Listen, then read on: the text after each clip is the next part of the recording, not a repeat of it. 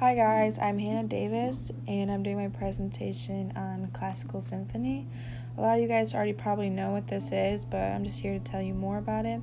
And I couldn't access the PowerPoint slides and record them, so I had to do it on this weird video app, so bear with me, but hope you guys enjoy.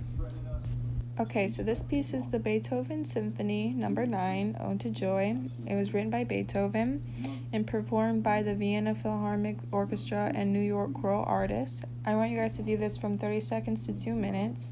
I put the link underneath my presentation in Canvas so you guys could access it.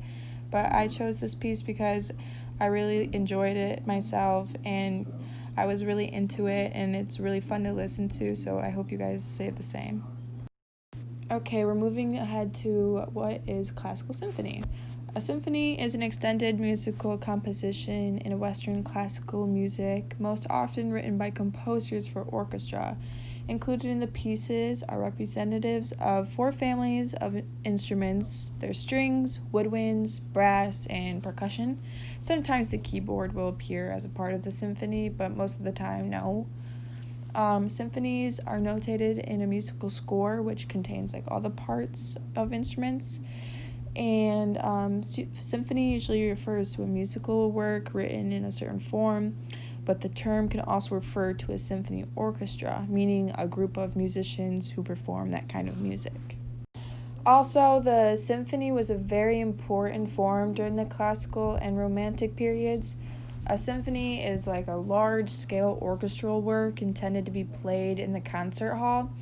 It is usually in 4 movements. The standard classic form is the first movement, which is allegro, which means fast, in sonata form.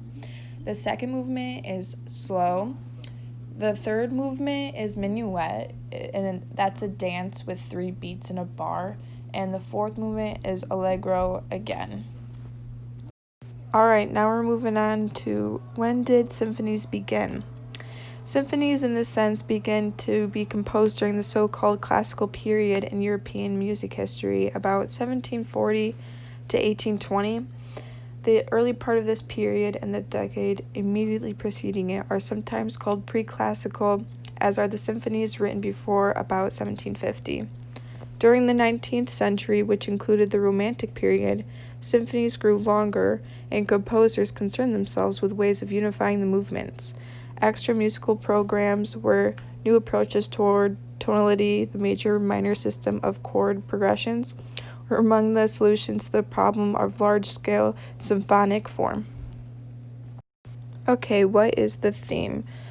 I talked about it previously on another slide, but I'm just gonna add more to it. So a movement sonata form has 2 musical themes or melodies.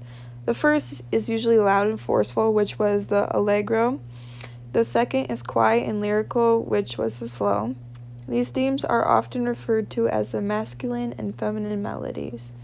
At the very beginning of the movement, you hear the first strong theme. Then after a brief bit of interesting activity in the harmony department, the softer second theme comes in.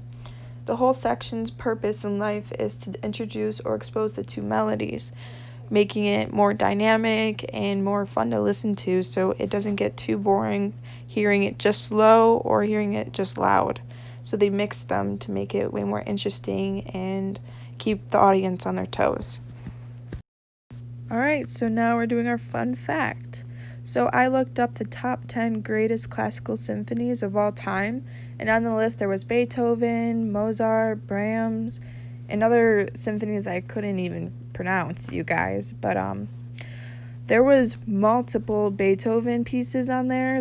I think there was 5, and he literally dominated the top 10 greatest of all time list. And below it there was a comment saying how people all around saying there was no surprise that he dominated the list, and it has been over 200 years since Beethoven's Symphony Number 3 was written, and the vote suggests that it has not been improved on in those years, which is remarkable, really, and is a testament to his absolute genius. So I thought that was really cool to share with you guys.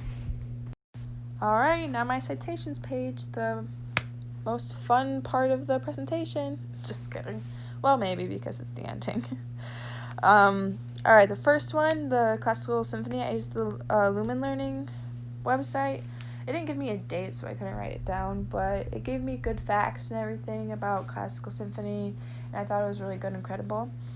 The second one, Symphony Music, that one, it was helpful. I did get some things from it, but overall, I mean, it wasn't that good, but I got some facts from it.